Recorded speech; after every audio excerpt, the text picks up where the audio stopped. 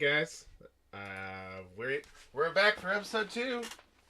Hey, what happened to Jiggly? Did he die? He's coming. He was getting a beverage. Oh, I see a beverage. I see. Okay, cool. Well, welcome everybody to episode 2. Let me spam that we went live real quick. There we go. I like it because on the stream deck I can just press a button and it tweets for me. All right, so episode 2, we got the same old crew. Jiggly's here as soon as he gets back from his drink. We got Tarnus here as well. He's Hi. off cam right now because he got stuck at work, but he is going to be chatting with us until he gets home, and then he's going to switch to camera. Obviously, Davichi's here. And then we got our special guest this week, which is Wayland. And you might also have me call him Jason. He's a real life friend of mine that's dealt with me for many a year. So, too many years. Yeah, he's ready to get rid of me already. I see. But we're doing some D&D stuff this time around. I wanted him in because he's one of the guys who runs all our DM games and stuff, all our D&D games. He's the DM and stuff. So. And he loves the new book that's coming out, which is helpful for when we want to talk about it. So, Big fan. Big fan. Big fan. 5th edition. Good stuff. Big fan. I mean, we have Tarnus here, too. He's obviously going to talk about it with us as well. But He's only kind of here. I'm here, but I'm not all there. Like, he's only half committed. You see this? You see this trash? I got to use this still frame of this drawing for his picture. But it's like a third-rate country. You heard it here first, Tarnus. Okay. All right, so let's get into it then, and start off with what we were playing this week. I think actually, depending on where we want to start, I kind of want to possibly talk about Destiny first, even though I think. It's only Davichi and Wayland. Actually, Jason, he's been playing it as well. So yeah, we might bring that up and talk about it a little bit. I know you wanted to talk specifically about it, Davichi, just a little bit. So what kind of stuff you've been doing, and how's the Warmind? Is it doing good? Is it? The Warmind doesn't exist. Basically, the expansion is. Like, Destiny sucks at story. Yeah, they've never been great writers. I mean, their stories are pretty cliche, and they generally revolve around go here, kill this guy, collect this thing. Like, they're very, very like cliche MMO type stories. They're not. But isn't that most MMOs? No. I mean, you could be. I don't play a lot of MMOs. So I mean. But I'm not comparing Destiny to other MMOs. I'm comparing Destiny to good story in general, which it doesn't necessarily have. It even fucks itself in the story too, because one of the bosses that you fight in this expansion specifically, holy shit, my my camera's fucking up. Anyway, one of the bosses you fight specifically, you can literally punch to death if you have the right items. They're such pushovers. But to be honest with you, that was the problem. One of my biggest problems, I play Destiny. I don't PvP at all, so I play all for PvE content. And even when Destiny 2 originally launched, all the story missions are just not challenging at all. Like the main boss in the original Destiny 2 launch that ends the whole story campaign, the Cabal guy, literally we killed in 2 seconds. And the dragon that you fight at the end of Warmind isn't much. You hide behind a pillar. Yeah, it's not. You spend the whole storyline and getting this special weapon that's supposed to be the only thing you can kill him. Without it, you can't kill him. And really, in the end, I just used my heavy weapon and just shot into him until he died. It's the story missions are not challenging. Really. The only reason I knew that the weapon was available in that fight was because I AFK'd and came back. I AFK'd for legitimately 15 minutes, came back, and it was there it was, ready to charge. And then I died because I just sort of jumped off the cliff because I was I'd probably need to reset this because of lag. I died, I jumped off the cliff, came back, and I realized it wasn't there. I thought it was just there from the start because I didn't know any better. It was the best. Let me. You And know, I did it's- it without even spawning. It spawns and they drop, and it's not it's not a hard mission, and that a lot of that is because I don't know how Ian played it, but it's all geared and spec'd for solo play. So I was doing it in a fire team 3-man, and it was super easy. I ran past all the enemies and only fought the bosses that were necessary. Let me ask you a question on this. The Warmind stuff. How many hours do you think? The story itself, Like 4 or 5, maybe. the story itself, I can't trust you, DVG. 20 minutes. I can't tops. trust you because Because you literally just run When past we played- everything. when we played the first part of the game, I'm like, I'm enjoying this game. I'm like, the story. Okay, maybe I can't trust myself. I don't know, but like, I'm like, the story's pretty good. I'm in like 20 hours, and like, I hadn't even max leveled yet, and like, DVG's like, oh, it's like a 4-hour story, and I'm max level, and I'm like, no, no. We did it 3-manning in 2 nights, so maybe 6 hours tops. Like on a slow level, and so you're saying you can speed through the story in 20 minutes, though. You can speed through in 20 minutes. When I was trying to take my time to do it, it only took me like an hour to get through, an hour and a half tops. Ian's version of taking his time is occasionally stopping to look at things. No, like I legitimately stopped to kill every boss and stopped for every voice line. Okay. It legitimately took me an hour and a half. That was it. Okay. Yeah. So, but Well, that's you also that grew- I was story. also at top gear from the last expansion, though. Right. I don't know if Jason No, was, but they weren't. I can't. I think we were only like at 310, maybe 300. It wasn't very high. Hold on. How much does this expansion cost? too much. I don't know. I got it for free because I had the digital deluxe. So I got the first 2. It's Same. also not a full expansion. It's just DLC. It's not a full X pack. I got it for free because if you bought the digital deluxe, you got the first 2 DLCs for free. So Yeah.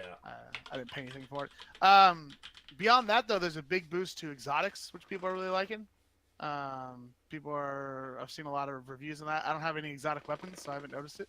But I hear lots of good things about that. I know we were looking color at them are the other exotics?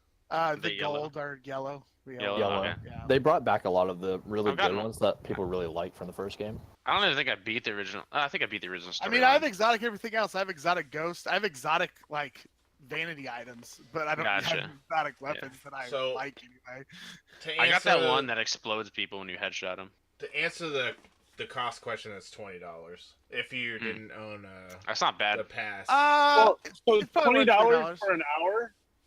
I mean, no, $20 for Ian an hour. $20 A for normal the story. person is probably But 4 to 6 hours. It's also worth noting you're not buying it for the story. You don't buy Destiny shit for the story. Or you buy it should. so you for can the keep leveling your content. stuff. Yeah. You buy it Yeah. for the content. The content itself, it added a fuckload. Yeah, there's a lot of new guns, strikes. There's a ton of thing. They added a new thing. There's on, one that no strike unless you're on PS4.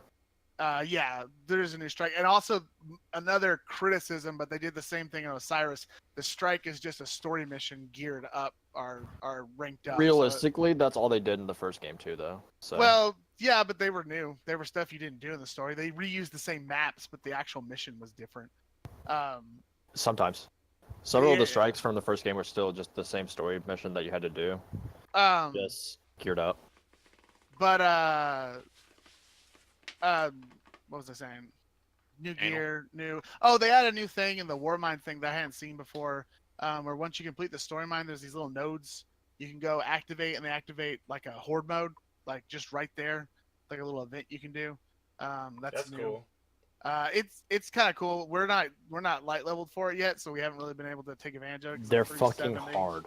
Are They are pretty rough. I don't They're like it when Ian fucking says they're hard. fucking hard. 'Cause No, like they you are. need to be almost top gear for this expansion to be They're- able to like get through all 7 of them that you have to do. Yeah, their recommended light level is 370, I believe, and top is like 380, if I'm correct. So they're pretty close to it. We did one at 340, and we only got through the first wave. And like you said, there's 7 waves. So Jesus. it's they're rough. Well, did you And- get through like all 4 things on the first thing? Yeah. Okay, so okay. So yeah, we got through all 4, and that's also let me tell you, that's also dying a lot. And that was with also other people because it's out in the world map, so you can have people with you. It's not an instance thing. So If it actually gives you people. There's Well- the Destiny 2 issue of not giving you enough people in the patrol zones is still very much evident. I guess, like I said, I don't do a whole lot. Every time we've ever done public events, I've never had trouble, but it's probably played. I'm also you're like going with a fire team, right? Yeah, I always play. I Yeah, don't play by I'm always myself. playing solo most of the time. If I get 4 people in the patrol area, I'm lucky. I'm doing good. Yeah, So like the usually biggest- have sorry. My bad. The biggest issue with the event though is that you have to get to round 3 to even get any reward. Yeah, no, it's like I said, we beat the first one, and you get nothing for it. It's just Hey, a bunch of that's less than nasty half stuff. though. You don't even Yeah, have no, to do it's. half. I mean, it's hard. It's whatever. There's some new public events, which are public events are fun. I like public events. There's a lot of new gear. I think that's it's good. good. I think it's a good expansion. I definitely think it's worth $20. And I don't even touch PvP. So Here's my viewpoint of it.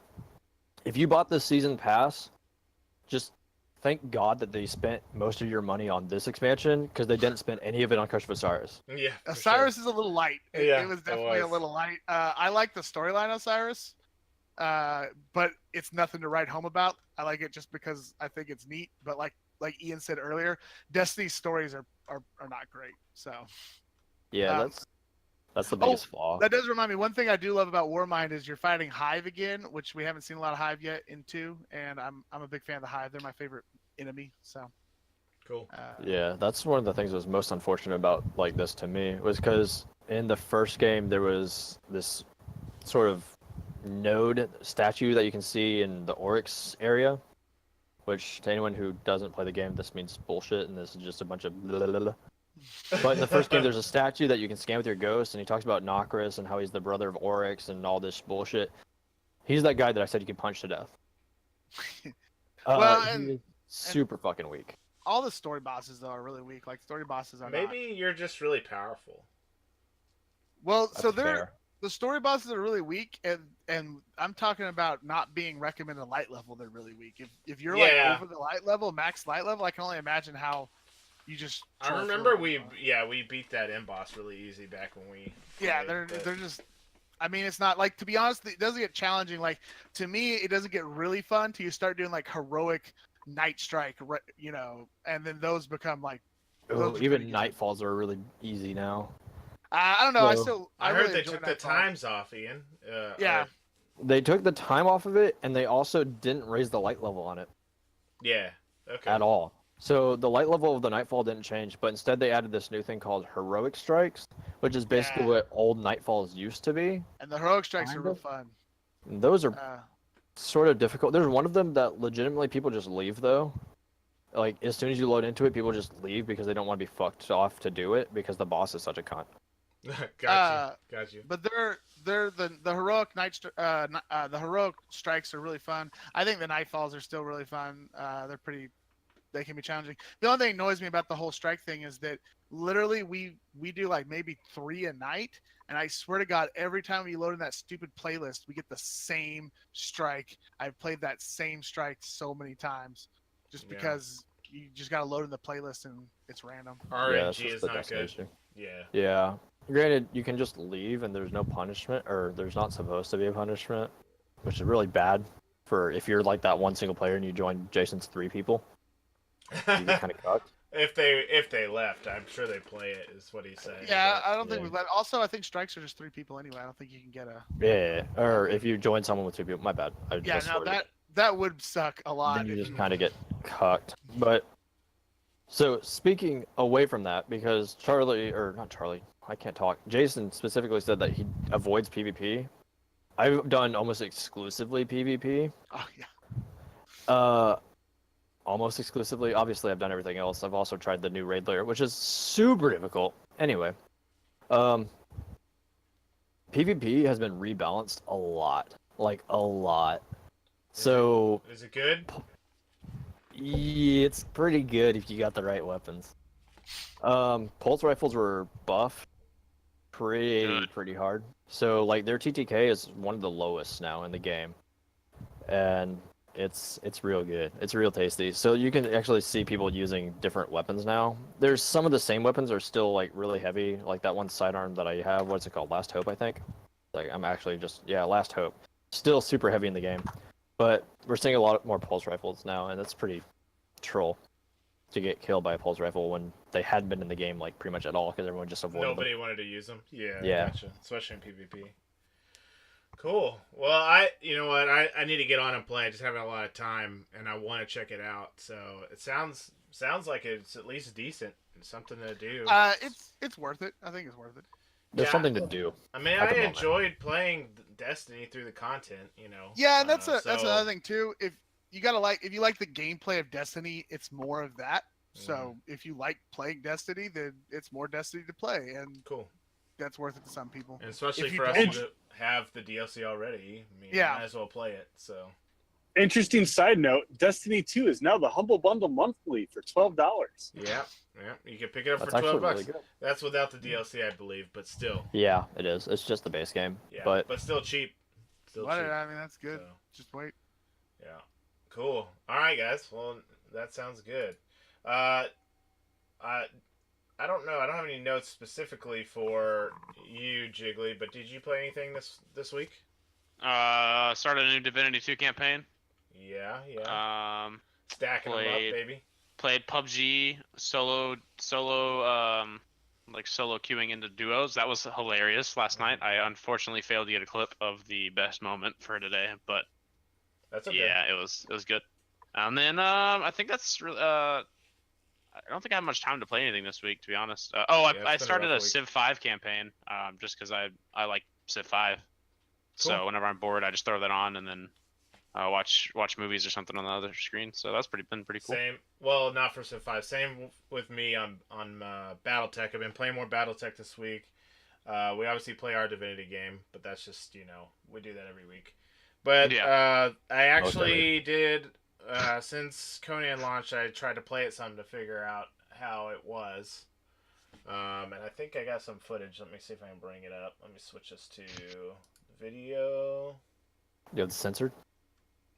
Do I have it censored? You don't want to get banned on Twitch. Oh, yeah. Also, it's from my point of view, so... Oh, you know it sucks a lot. Did you just switch your screen, David? Is that why it's fucked? What do you mean? Why is it fucked? I don't see anybody's cameras on stream. Yeah, nope, I don't either. It's dicked. So, Okay, now I see yours. yeah, I turned mine on, but like if I turn yours on, it doesn't show the same thing, which is weird. It should copy what I have from the other one, but it's not, so... Yeah, mine is half of Tarnus's square, it looks like. Yeah, that's what it looks like, so I'm leaving it off right now. Okay. What I'll do, let me just, man, that's really frustrating. Let me switch back and I'll, switch to studio mode real quick, and let me fix this real quick. Before I talk about Conan, can we talk about, because I want to show the video, can we talk about the stuff for PoE, Ian?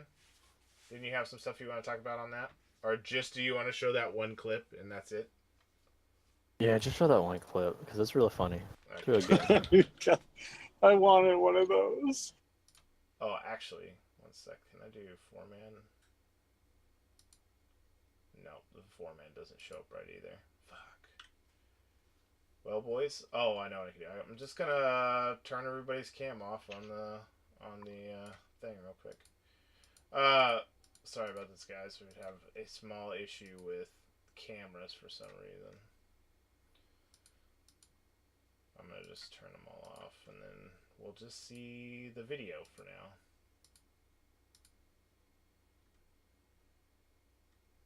Okay. I think I got everything. Guest name, special guest, gone.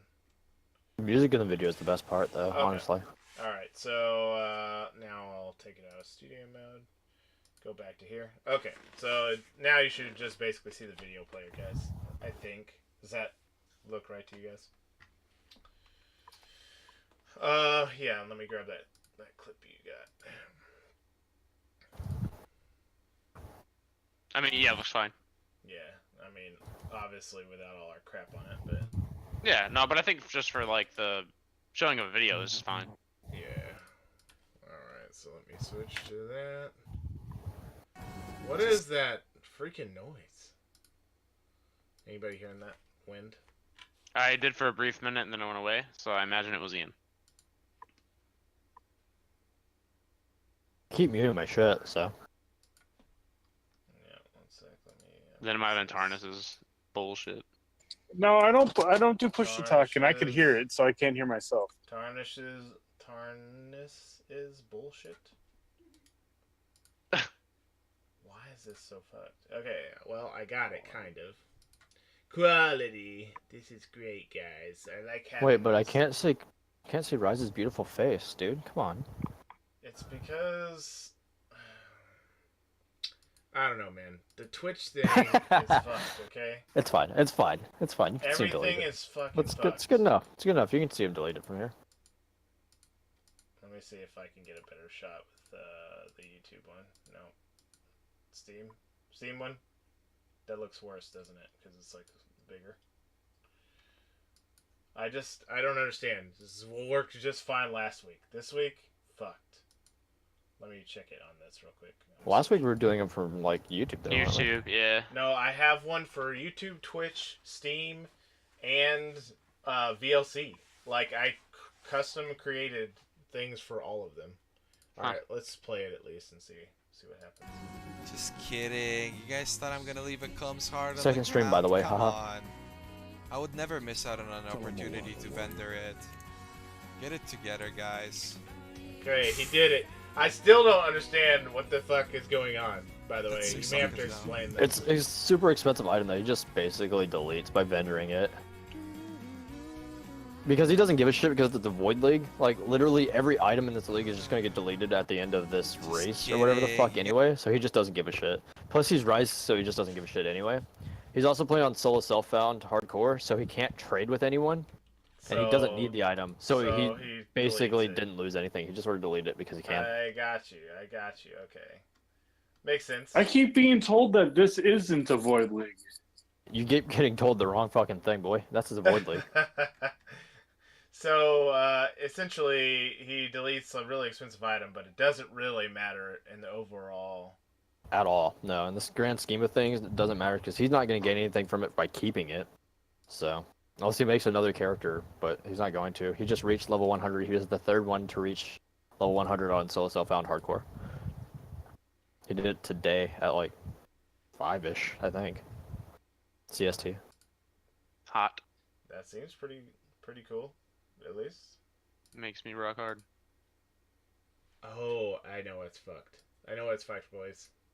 It is definitely my bad. One sec. It's because I moved yesterday. I moved my what's this bullshit called? You know, I work on computers and don't know what it's called. Start bar. Yes. My start bar. It's because I moved my start bar. Oh, yeah, that'll fuck it. I moved it to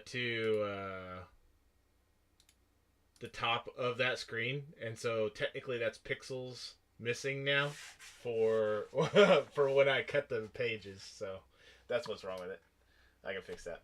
All right, cool. So nice. All right, well let's switch to favorite story of the week. Huh? Ian, it's about Destiny for you, apparently. Yeah.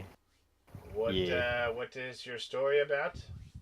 I joined in to... Okay, so there's this thing called guided games, which is basically you sit 20 minutes in a queue to take 20 minutes to do the same thing that you can just go onto a website to do via a different app altogether.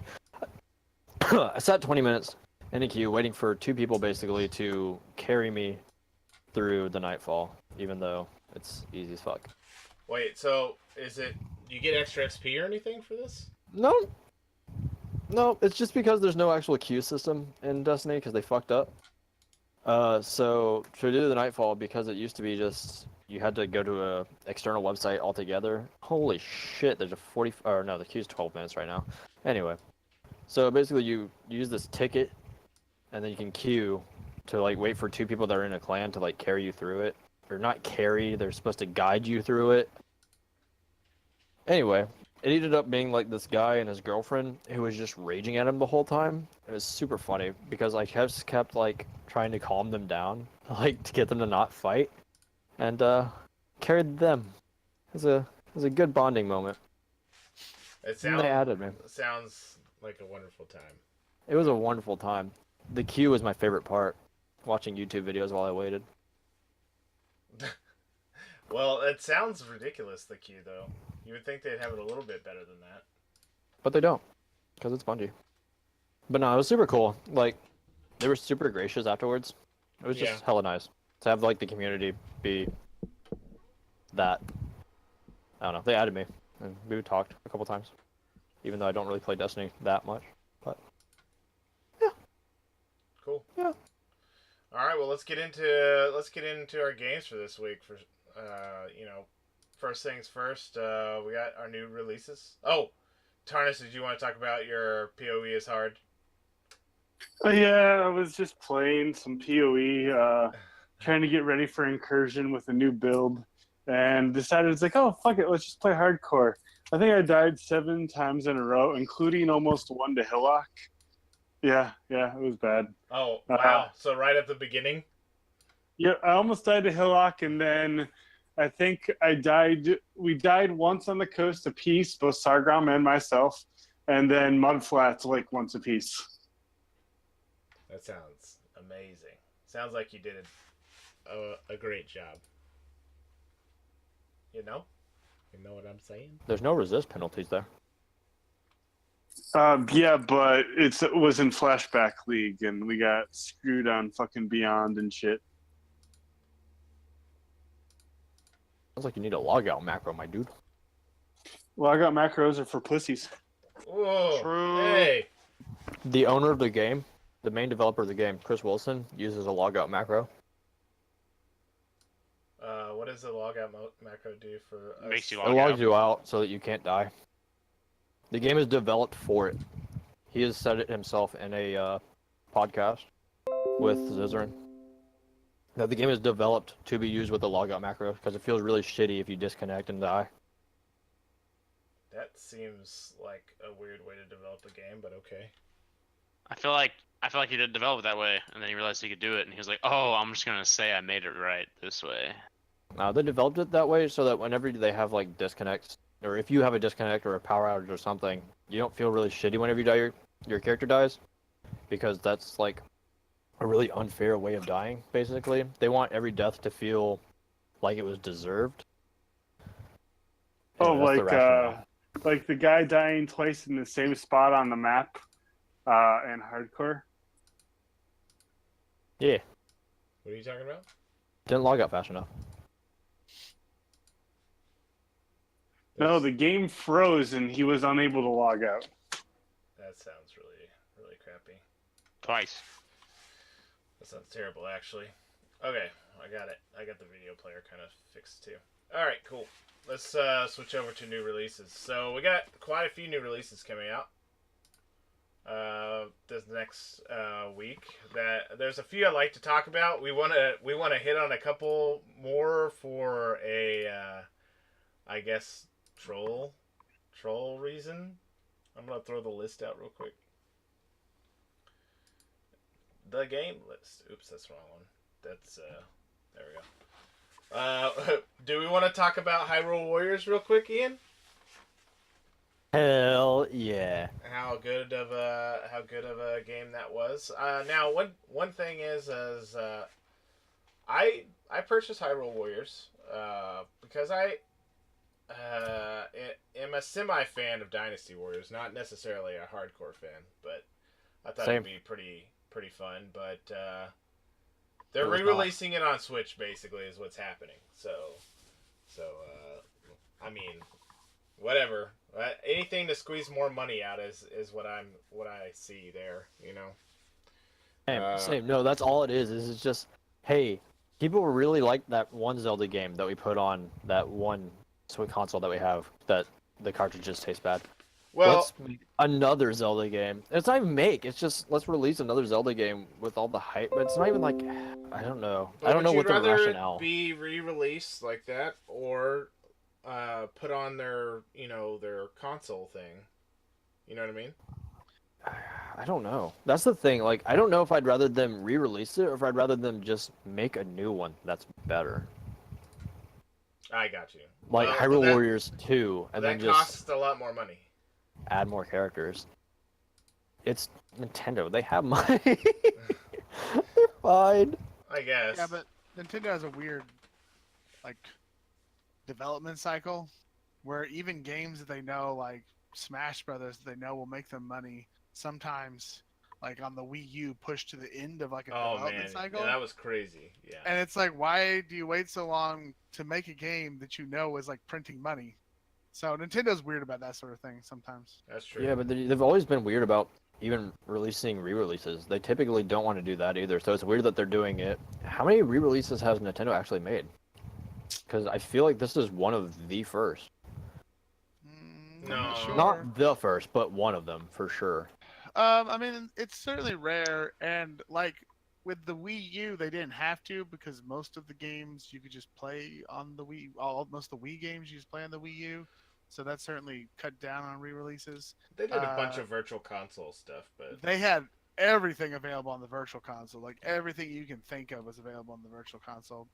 And then obviously, you know, they love their classic, those little like NES and SNES classics. So I think that Nintendo isn't averse to re-releases. I think they just don't do it the way everyone else does re-releases by releasing it. They like to slip it in some other way. But yeah, it's definitely odd for them to just straight up make another one. But then again, also, you heard what they're doing with the Virtual Console for the Switch, right? They're not doing one.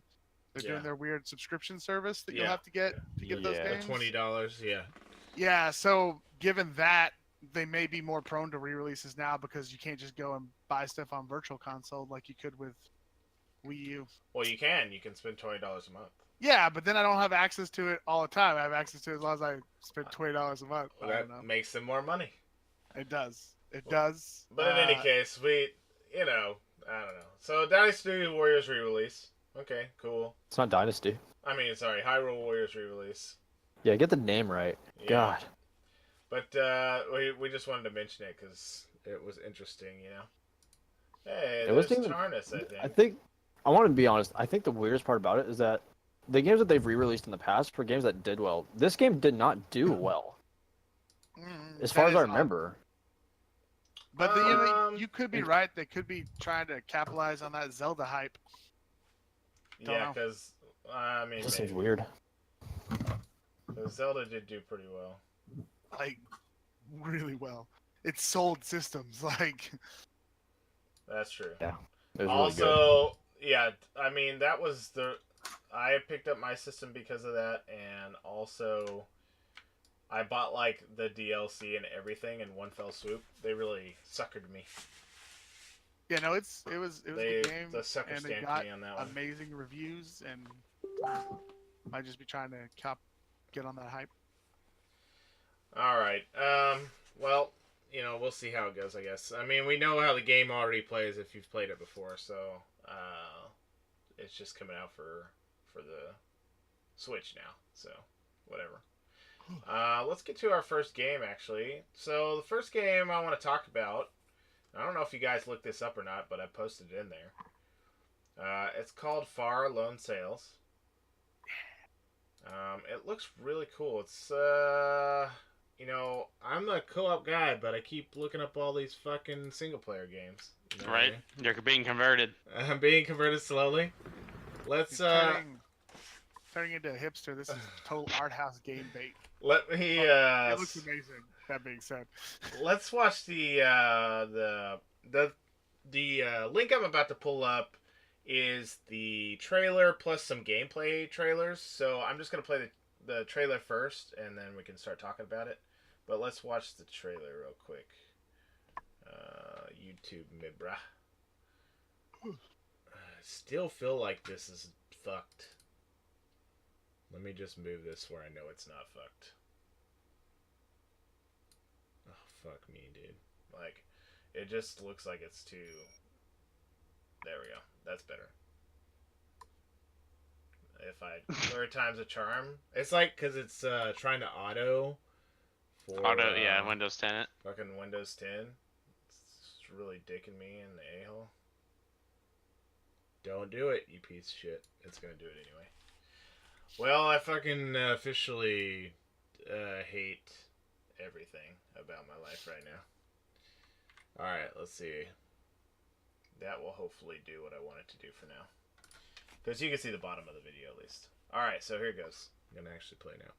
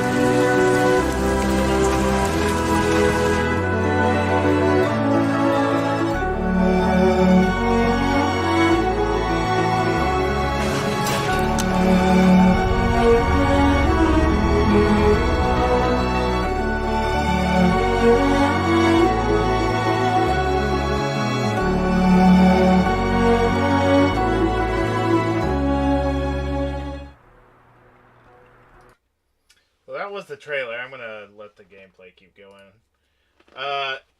First, It has a very Mechanarium. What's that game? Mechanarium? Yeah. It has a very Yeah. Mechanarium feel. it's like a puzzler. It looks like a problem-solving puzzler type thing. One of the big drawing factors for me is that the music is really, really good, or it seems to be really, really good. The art style is pretty neat. But the puzzle aspect, it looks like that you'll be doing stuff like if you're watching the video. I'll switch back to the video for a second. What's cool about it is like lightning will strike the ship, and you'll have to like put out that fire or fix whatever it shorts out and stuff like that, which is a pretty neat concept, obviously.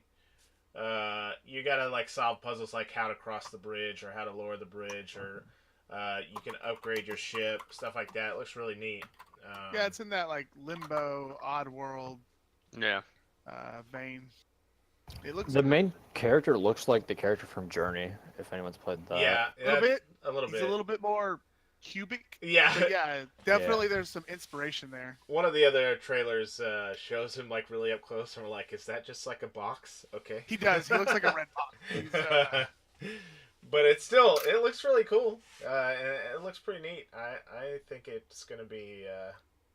David, did you ever find out a cost for it? Yeah, there's no cost yet for it. That's the problem. So it comes out. It comes out the 17th, so in 2 days. No cost on Steam. And I looked around on the internet, but couldn't find anything specifically. So I don't know what the cost is, but how much would you pay for that game? That's what I wrote down. Like, Depends on how much is you play. that a $20 game?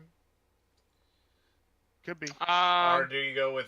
Are they going to go with like a $15 price point? You think? It depends on how much content they're putting into it. I could potentially see it being $30, but Yeah, $20 seems reasonable. I don't know if I'd pay 30.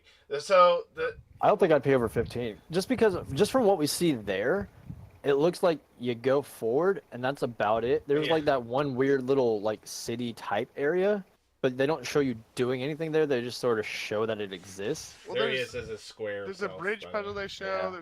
There's a place where he upgrades his little thing with a crane. Upgrades like with sails. Yeah. And Yeah, I 'cause don't you know if start those are with like sales at the beginning. like yeah, so. unique events or if that's gonna be the game.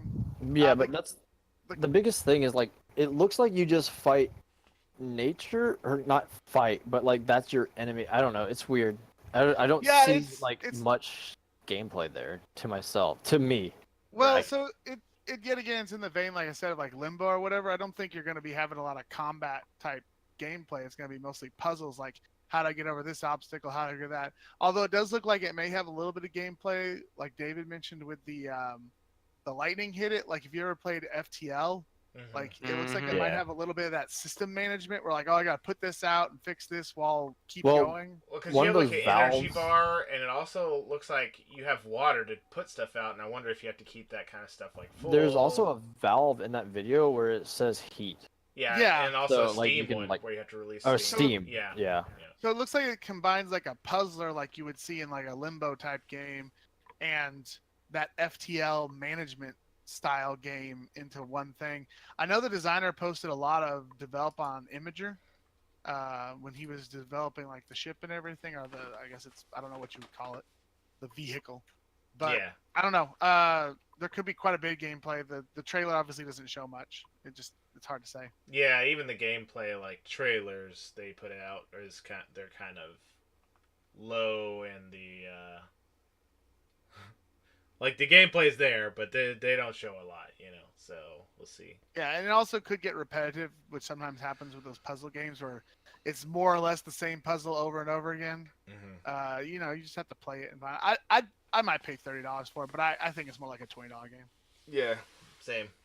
That's what I'd be down for. So we'll see. Okay, well, our next game that we wanted to I thought about it would be interesting in talking about is Worlds Adrift, which I don't know. This is probably gonna get some mixed reviews just because of what it looks like, essentially. I'm gonna go ahead and play the trailer real quick, and then we can go from there. Here's Worlds Adrift. Endless sky. We explore together. We are united. And feared. This is our story. Memories of the past span the horizon. Each island is unique. A safe haven. A home to treasure and mysteries. Danger is everywhere. To find answers, we built.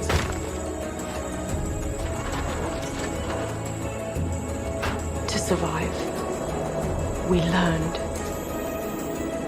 We crafted bigger ships. Faced bigger threats.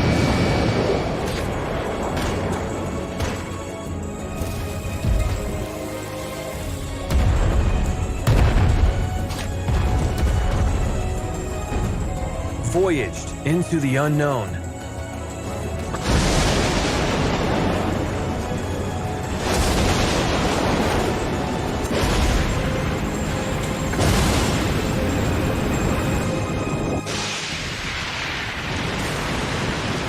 We journey on. We seek answers. We seek together. We seek safety. And we fight together.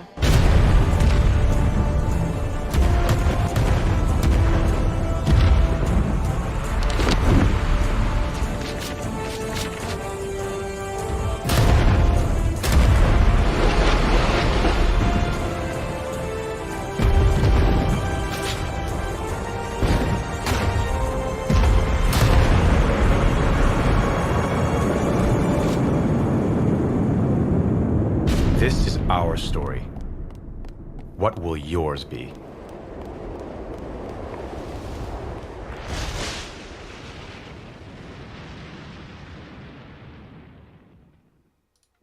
In an endless... All right, that was it. That took a minute, but I've it's- actually, I think I've seen beta gameplay of that before. Yeah, we looked at it before, and so the game to me seems really interesting. I'm worried about the execution, but I really like the fact, like all those airships you saw in the trailer, and like any airship in the game is custom created. You make it however you want, right? So to me, that's really cool, right? You got flying airship combat. The ships are going to be customized however you want to make them. They look however you want them to look, which is always cool. I really like the creative aspect of that kind of game, you know. I also like the fact that it looks like, without playing it or actually doing anything, it does look like that like the ships are kind of modular. Like if you think like Sea of Thieves just did, where people are gonna be able to take over like the guns and shoot the guns. So, or if you ever played the what was that steampunk game that came out? I'm gonna say it feels a lot like Space Engineers. Maybe, yeah. Because the ships were all very modular, like Mhm. Space Engineers. The world gameplay looked a lot like Space Engineers. I mean, it did have that feeling to it, but it still looks like a very decent game. I also just linked in the chat you can create your own islands with the free creator on Steam. Correct. So they have their free creator out right now that lets you make your own islands, which they put in the game apparently. So it's kind of neat. Or you can get put into the game. I don't know the process, but that seems pretty cool. But the big thing is if you watch some of that combat, to me, like for me, and it's going to be more of a PvP aspect, not a PvP thing. So if you're not PvE thing. So if you're not into PvP, I'm not sure how exciting the game will be. But all the grappling hook play to me looks really fun.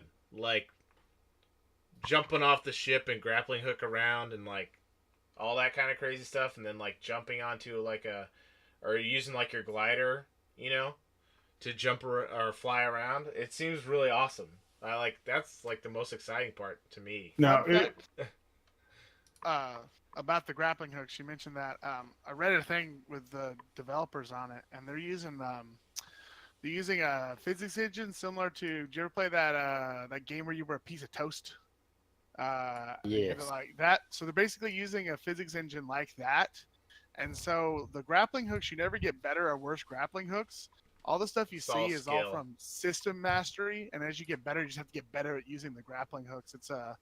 It's like a whole big part of the game is mastering that physics engine to be able to do all that stuff. That's what they were saying in the log.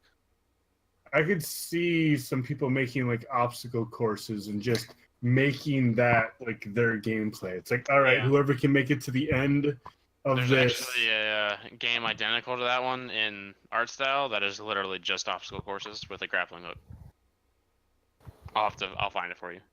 Yeah, I was gonna say what's it called because that sounds neat. People that do like the CS:GO surfing, for their like videos on YouTube, they do that game as a substitute for CS:GO surfing. Gotcha. Okay. But I'll have to find it. Yeah, the only downside I see is the graphics seem kind of dated, or maybe it's the style choice, but to me they just seem like it was an older graphics engine. Not that that's necessarily a downside, but it's on my list. If they're using that physics engine that Jason was talking about, though, it also means that the physics is going to be god-awful. Because the physics engine that was used in that game, like, was not accurate physics. It was like, the faster you spin, the more acceleration you have to, like, eventually you could end up flying as a piece of toast. Yeah, I don't know if they're using the exact engine, and obviously you can tweak it, because obviously their characters aren't just flopping around like toast, Their characters move. Fortunate. Yeah, and I don't know if he was using that physics as an example, or if they're actually using that engine. But that was the engine they said. And hey, that might be part of it too, is take advantage of the holes in the physics to like spin around and slingshot yourself around. I don't know.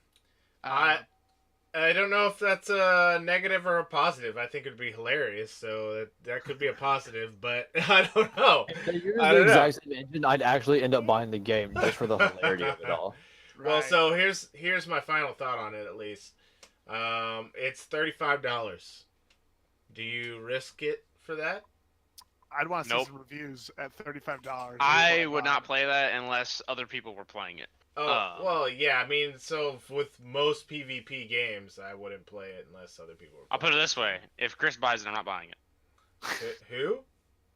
Tox. I mean, it's not like we really play anything with them anyway, but it's fine. I'm just saying. It looks pretty cool. I am considering picking up a copy because it looks neat.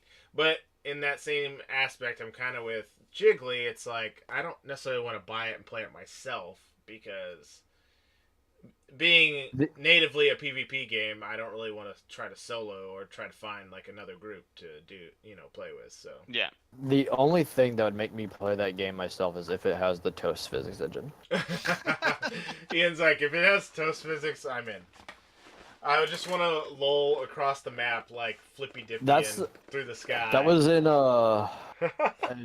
Games Done Quick this year. That Toast game for like the first time ever. That was the funniest shit I've ever seen in my life. Were they doing that stuff to like get? Oh yeah, just to like fly time? over the fence and shit to get the fastest time. It was hilarious. That sounds cool. We're gonna have to check that out later. Okay, it's cool. Supposed to be a ridiculous game. Well, I left the.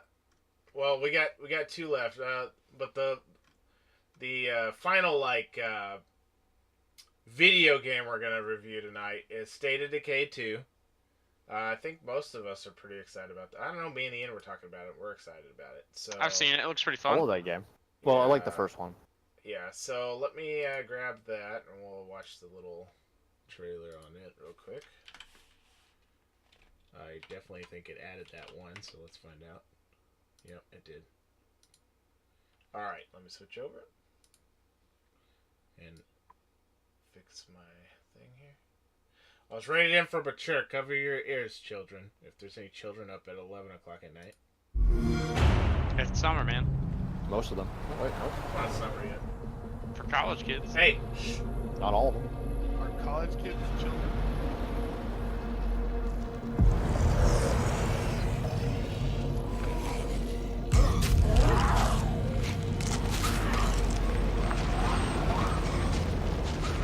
So what's your secret? How do you guys survive out here?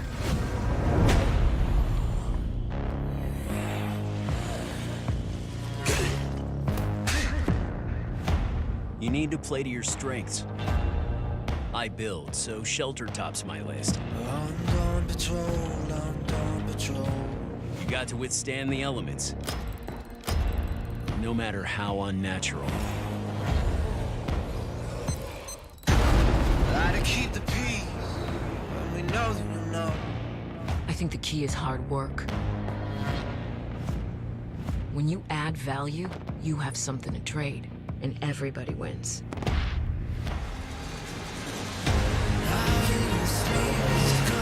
Hands down. The only way to make it is by putting lives first.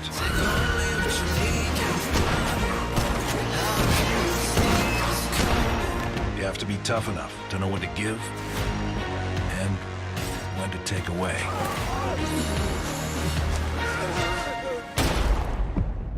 So what do you have to offer? Well, if you didn't have a weapons expert, you do now.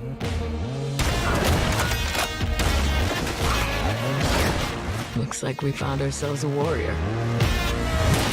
I guess we all have our strengths. Is this where you tell me the real secret is teamwork? Nope. The real secret? Aim for the head.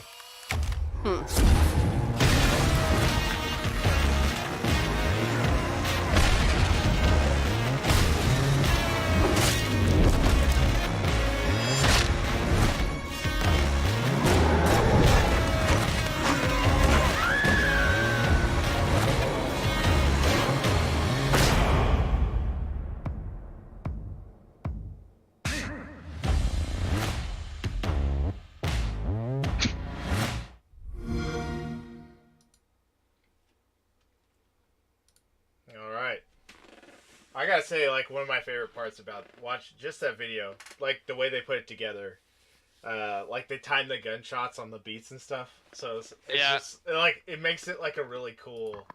Yeah, they did what video. Borderlands 1 did with their trailer. Yeah, which is good.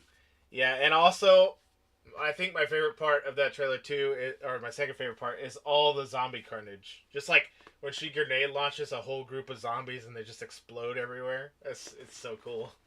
Yeah, I do like. I was gonna say once I saw it, I laughed. I laughed, but it was late on stream because I was watching the stream while laughing. But whenever the dude drives by with the Dominator and just opens the door and smacks the zombie, that's new to this version. You can now open the door while you're driving and smack zombies. So which is awesome. So vehicles. That was. Go ahead. I was just gonna say, now Ian's played the first one. I didn't play the first one because it was single player. So I was like, fuck you. I don't want to play this. But apparently there were vehicles in the first one as well, but they were just vehicles, right, Ian? Apparently in this one you can upgrade them now. Like you can upgrade the vehicles. Oh, you could repair them? Yeah. Sorta? That was about it, but it was mostly like you find a truck, you drive a truck, you crash until it explodes, and then you hope to Get God one another respawns. car. Yeah. So and then in this one you can upgrade them. They're gonna have different upgrades and stuff, which sounds neat. Base building, like you actually can build a base and stuff in the game, which is really cool. Like I like that. You could idea. kind of do that before. Yeah. Not as much as like you can now, but like it was more of a, hey, you need a med bay, and then you sort of just like collect a fuckload of materials to quote unquote build a med bay, and then like some beds would show up in the base that you're in. Gotcha. Okay. I don't know. It might be similar because I haven't actually played it, but it looks like maybe you can pick a spot for your base and just start building there. I don't know. I mean, that's what Yeah, looks it like, was so. the bases in the first one. You were pretty much confined to like the building. Right. Well, I didn't get very far. Like I played like I think 30 something hours of it. But They they're were money's worth. Yeah, they're But, yeah. upgradable and they provide like buffs and stuff. They provide shelter for basically you collect survivors. Yeah. And those are who you can play as effectively. So in the first game, the biggest thing was like you need to have storage so that you can put your food in. You need to have like a med bay so that you can actually like get medicine and then pharmaceuticals and such. And they would basically affect how long your survivors could actually live, because there is a set time on how long can I play this guy that I've pumped all of my fucking items and stuff into. Yeah. Which So was kind of cunty, but the concept of this game is neat, and it's happened in other games. Actually, there's a board game that me and Jason or Wayland are playing with our buddy Charlie. It's called Kingdom Death, and it's about, once you play the game is more about building up your, what do you want to call it, Jason? Settlement. Your They call it settlement. settlement in the Yeah, game. your settlement than anything else, because the people you play, while you do want to keep them as long as possible, they're probably gonna die. They can die like just Yeah. a couple dice rolls go bad, and the dice are stacked against you. The odds are against you. Now, and your characters drop like flies, so you have to like keep them. This is probably a little less that way. Like I'm gonna guess you have a little more control because it's based off of how you have little what control. happened. Well, from Like- what I was reading, okay, is that thanks for the follow, man. What I was reading was that you can pick whichever survivor you want in your settlement, and they'll have, what's cool is they'll have detriments or they'll have bonuses just because of who they are. Like you might have a guy that has like asthma, and it's like he doesn't have as good stamina, like he can't run as far because he has asthma. That was the same in the first game. Yeah, so similar as the first game. But in any case, you can play that guy and level him and like do whatever with him until you get caught out with some zombies or whatever, and you get fucked up and you die. Then you pick a new guy.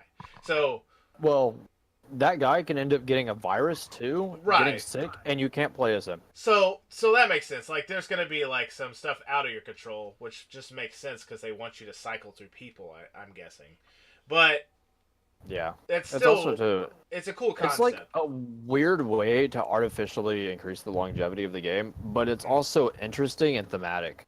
Yeah. In that way, it's not just we're gonna make this grind needlessly long like other games might do. It's thematic, so it's really interesting and not annoying in that way. I mean, it's still slightly annoying, especially whenever you have all your good shit on one person, and then next person you have doesn't have any of the melee perks or whatever the fuck, and you've just been using a baseball bat the entire time. That Well- shit's kind of bad. Well, so that's why I'm saying. So I feel like this game, and I could be wrong, but it's kind of focusing more on the building aspect. Like you want to make sure your community is really good, and you want to make sure you go out and save those people so that you have more people in your community to use later. And It's definitely one of those you want to stockpile as much good shit with that character as you can, and just use them to their fullest before they inevitably just perish. yeah, and that makes it really good.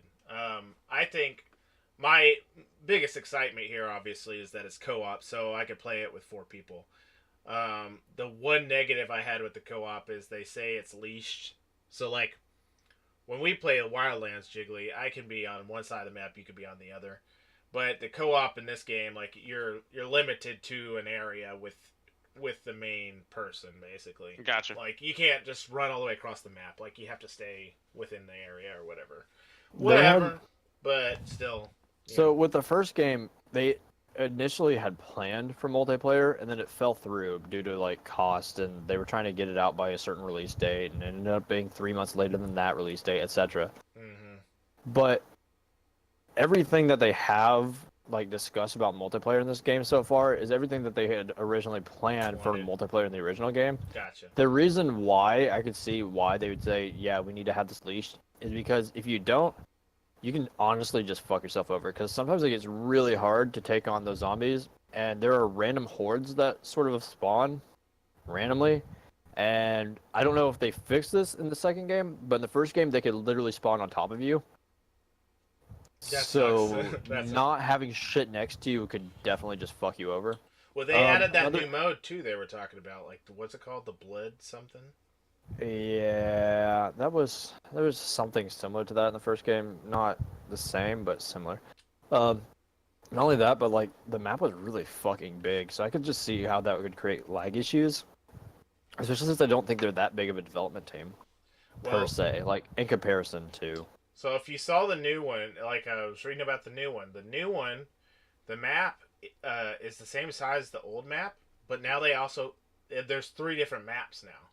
So so it's 3 times the size in theory, right? Because they have 3 maps that are the same size as the old map. So that's cool too. There's gonna be a lot of stuff you can like check out and like a lot of places to go. So it seems neat. It's $30 for the base edition. Comes out May 22nd. That seems like such a good price for it too. That is honestly. a great price point, that I seems for how fun and how much. Like I got the first game for like $5 through a Humble deal or some shit. I don't even know how the fuck I got it. I spent like $5 on it. I spent like 30 hours on it when I didn't have internet because single player only. Haha. Shit was honestly like when I got my internet back, I was like, I should go finish that. It's really fucking good. So. $30, yeah, I'm getting that. Like I said, Want to play some leash co-op? Yeah, the only downside is for me is leash co-op, but I'm still gonna buy it and play it, and also no real character customization because all the characters are obviously already made in the game for you to use. They're pretty RNG. So I think you can change like their clothes and stuff, but that's based off what you have equipped or whatever. So yeah, it's just gear. But that's not really there's no cosmetic. customization. Yeah, so. Still though, it looks pretty fun. I'm excited. I'll be ready to play it when it comes out. I think so. We'll see how it goes. I'm down. There was that period of time where there was like a fuckload of zombie games that came out. The original State of Decay came out during that original time. I was looking at it because you mentioned in the thing that it's another zombie game, but I haven't actually seen too many zombie games lately. There's been like a lot of horror-esque games where the enemies are like zombie-like, but the last real zombie game was probably Last of Us, honestly. Which, depending on how you look at that game, may not technically be zombies. Not technically zombies; Yeah. they're plant But, virus yeah. species. Similar concept.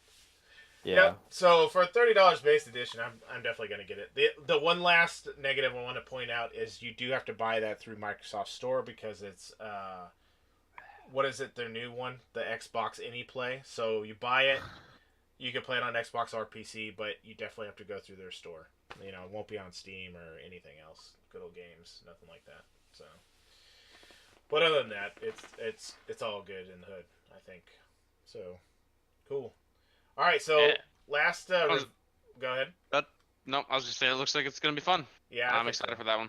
It looks pretty neat. So, last thing I want to go over, we got one more thing coming up this week we want to talk about, which is Tome of Foes, which isn't a video game. It's tabletop stuff, but we like to cover that stuff too since we play. A lot of us play it. Some of the footage I want to show for this is from Bella Lost Souls, right, Jason? Bella Lost Souls is what you linked me. If you're showing the video, that's from Bella Lost Souls exclusive clip. They got a copy of the book a little bit early.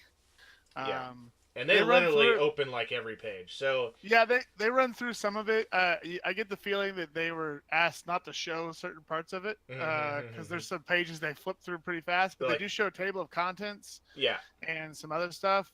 Also, to be honest with you, WotC's been spoiling Tome of Foes since they announced it. So if you're looking for stuff out there, there's tons of spoilers out there right now. But yeah. Yeah, I mean, so I just want to let you guys know that we are using Bella Lost Souls video there because they had the preview. We obviously don't have access to that kind of stuff. They're just also a good site in general. Good place to check out stuff. Yeah. Trying to keep up with tabletop news. So a lot of stuff in this that we might want to get to.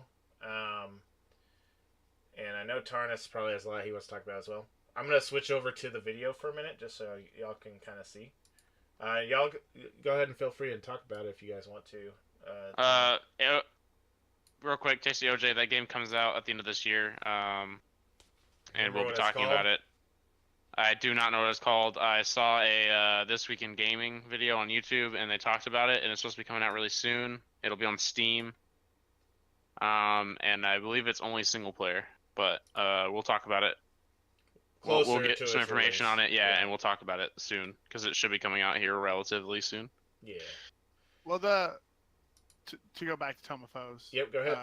Probably the most exciting thing for most people are the new race options because they add Gith, both the Githyanki and the Githzirazi, which I think this is the first time they'll be really playable since 3.0 and even in 3.5. And even in 3.5 they had an LA. They had an LA +2, didn't they? They're rough. Yeah, they were +2 LA. Which could be rough depending on your game. Yeah. But here they're straight up based races. They'll be Adventure League legal. Good stuff.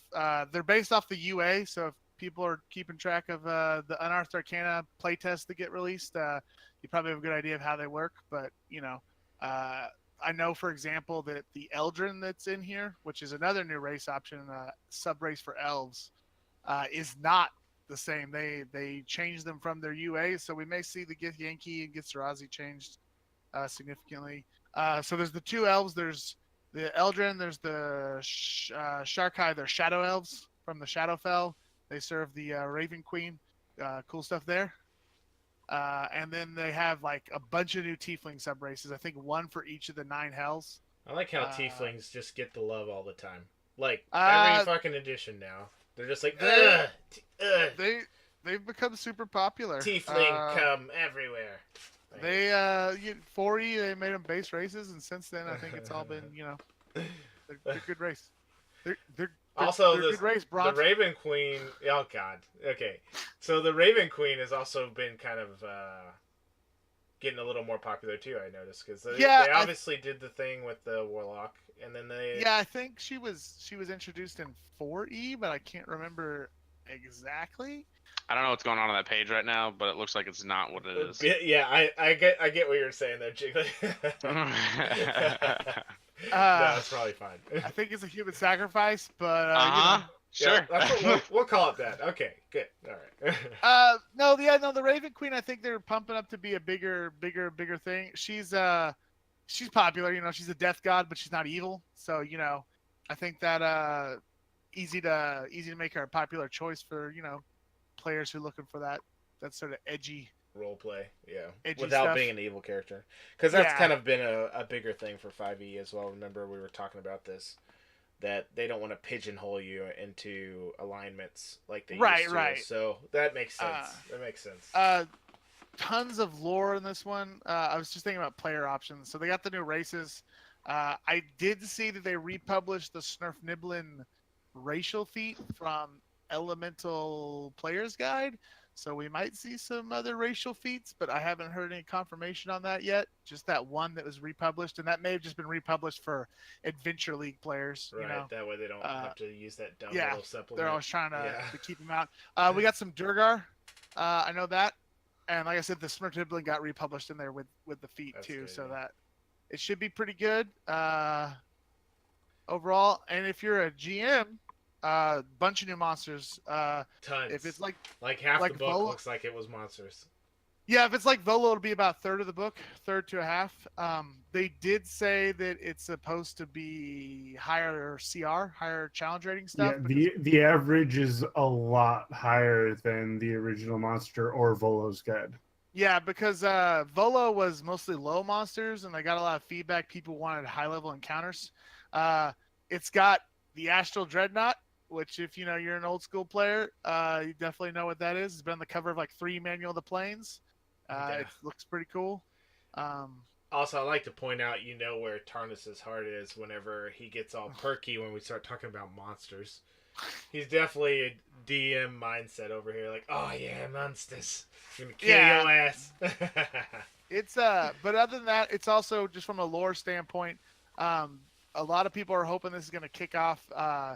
Back in Gamehole Con 2017, they did a little state of D&D, and they were talking a lot about where they were going to go from here. And there's a lot of talk about D&D as a multiverse and about other campaign worlds. And this is obviously it's the first book to be named after a Greyhawk character, which is kind of a big deal because up until then everything's been named after Faerun Forgotten Realms characters. So this is named after a Greyhawk character, which is interesting, and it's all supposed to give it like a high perspective view of the multiverse with info on like the Blood War, the Gith Yankee Illithid War, the creation of elves, like across the whole multiverse, the creation of dwarves. It's just supposed to give a pretty big picture view of things.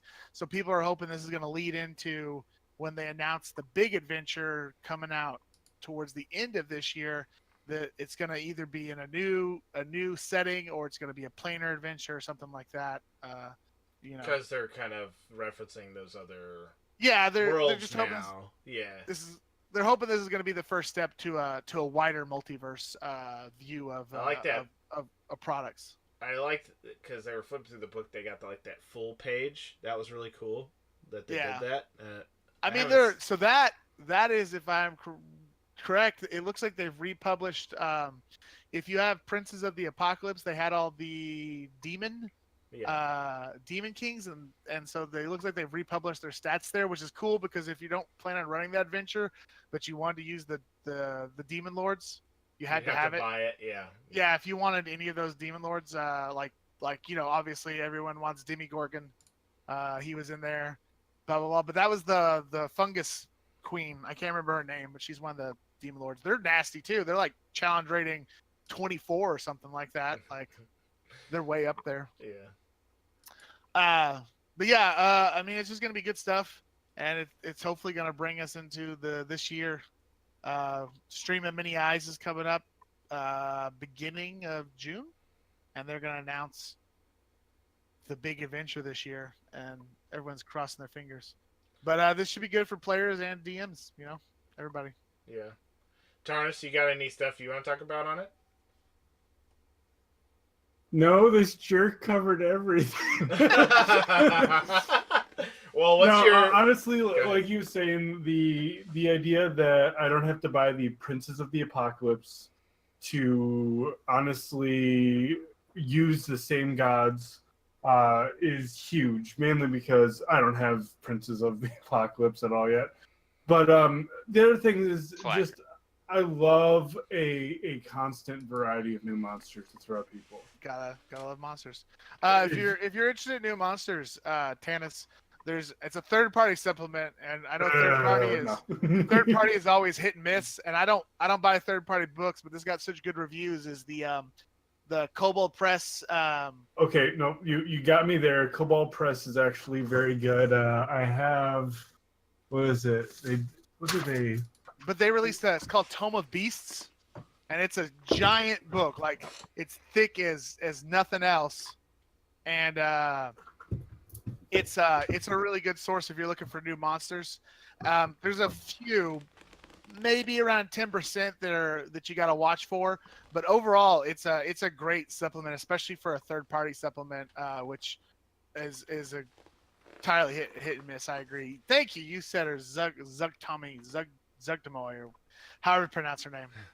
Also, she's I want to pretty cool. point out, not that it's incredibly important, his name is Tarnus, not Tannis. You weirdo. But yeah, that's a good book. About the only thing about Tomofos that I was disappointed in is the collector's cover art. I think is super phoned in comparison to the previous two. You have the other ones, right? Yeah. So the other one they had Volos, which has like an Art Nouveau style to it.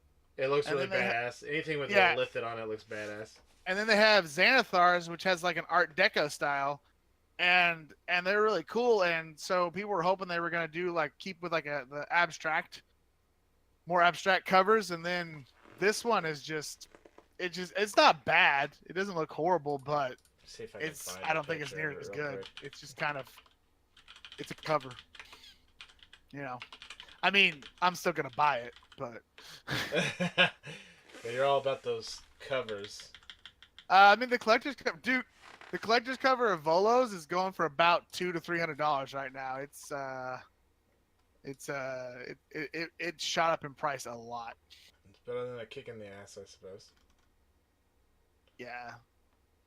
Cool. Well, obviously Jason or Waylon covered it, pretty much everything. But anything else you want to touch back up on at all, Tarnus?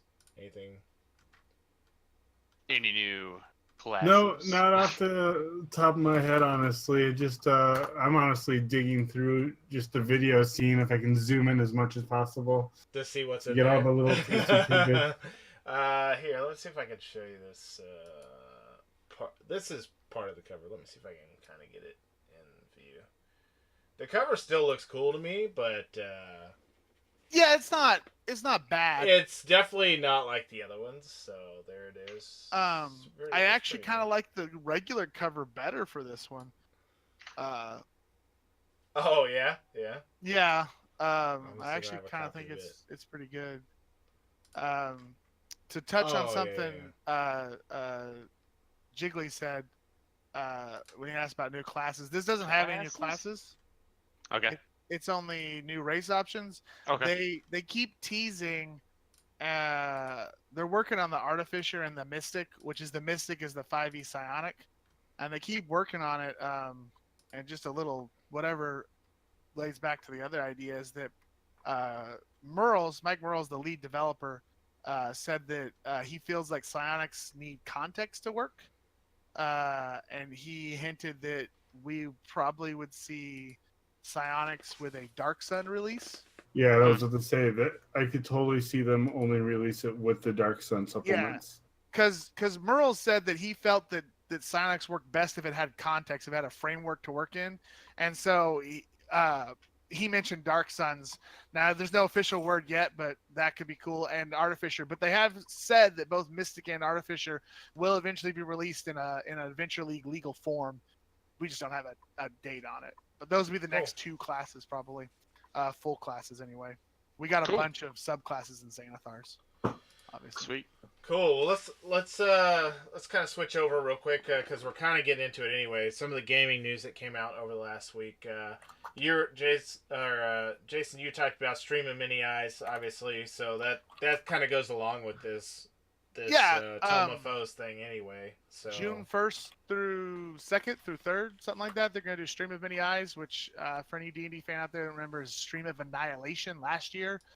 This is their stream this year. It's going to be a pretty big deal, at least for tabletop community. To be honest, compared to like a Twitch event, will actually be a Twitch event, but compared to like a esports event, it's probably a pretty small deal. But for tabletop, it's pretty big. And they're going to announce this year's big storyline book, which everyone's kind of crossed their fingers for, different things. Lots of other campaign modes been thrown around. I've heard Eberron thrown around a lot. Dark Suns would be interesting as well. I want Dark Suns in my body, please. Dark Suns. I would Dark Suns. I'd be very happy with. I want a Planescape adventure. That's what I want. I want a full-on planar adventure. Sure. So, but Dark Suns would be nice too. Tomb of Annihilation was like the last thing in the world I would have wanted, but it's actually probably one of the best adventures they've released in my opinion. It's really good. So, Cool. you know, I'll leave it up to the team to figure it out. They're also releasing beginning of June. They're going to release the new monster cards and Magic Item cards as new products. Which, if you're into that sort of thing, I'm excited about the Magic Item cards because the Magic Item treasure tables in the DMG are not great at all. Sure. Yeah, it sounds pretty good. I'm excited for it. I know anything that adds more character options I'm in for, because I mostly just play. But I love character customization, so anything that it wants to add for me to and they look like they're good ones. They all look good, and I'm a big fan of Gith. I think they're only releasing one Gith as a character creation option, not both. They confirmed both Gith Sarai and Gith Yankee. Yeah, they're under the same header, basically, Tarn. Yeah, it's Gith, and then there are two it's sub-races, like Gith Sarai, Gith Yankee. Yeah. It's essentially just like elves, except for the Gith has both. And they confirmed them. I'd have to go dig up the spoiler where they confirmed them, but they... You might be able to look in that video, too, but I'm not sure.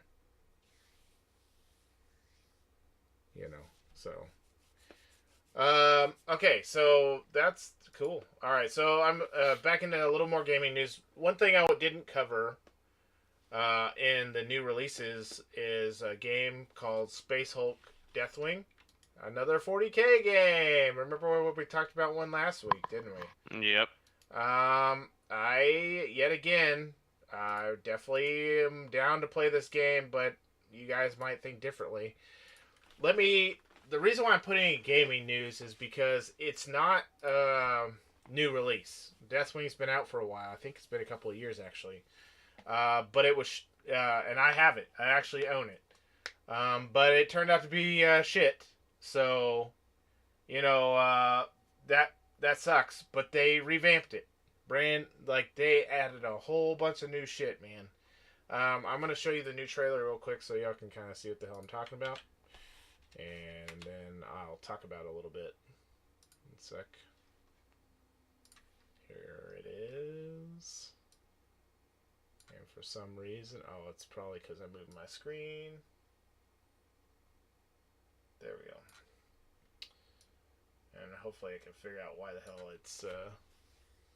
our video's jacked this time. Alright, here it is.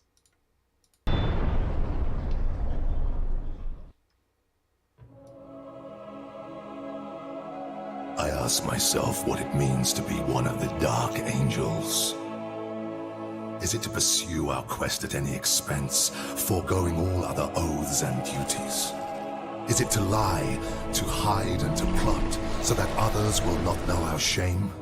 Is it to follow the path laid down by the Emperor at the founding of the great Imperium of Man? I ask myself what it means to be one of the Dark Angels.